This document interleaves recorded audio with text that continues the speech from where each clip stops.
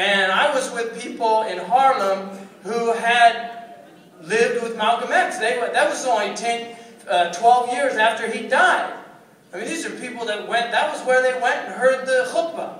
That's what's happening here. So you have to understand where you're from and what you're part of. This is a historical transition that's happening.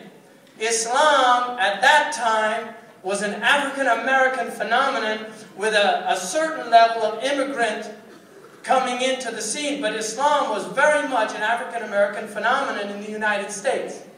This is what the Muslims here, the African-American Muslims, were right there on the front lines. And they were taking it to the streets. They were talking about Islam with people, selling incense and giving dawah. That's what was happening in New York. Now, a lot of people have come to America from other places. And one of the great crimes of the immigrant community, and I'm going to say this, one of the great crimes of the immigrant community is failing to recognize the importance of alliance and allegiance with the African-American Muslim community.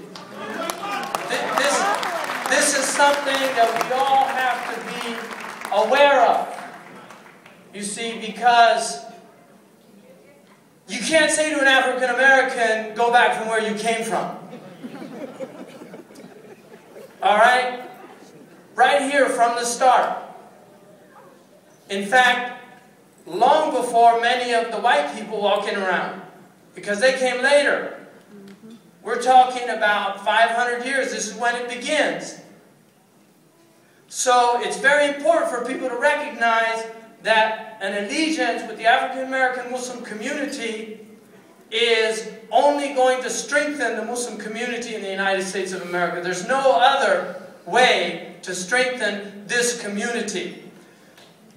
The African-American community is also the canary in the coal mine of America. If you want to see where America is going, you look at the African-American community.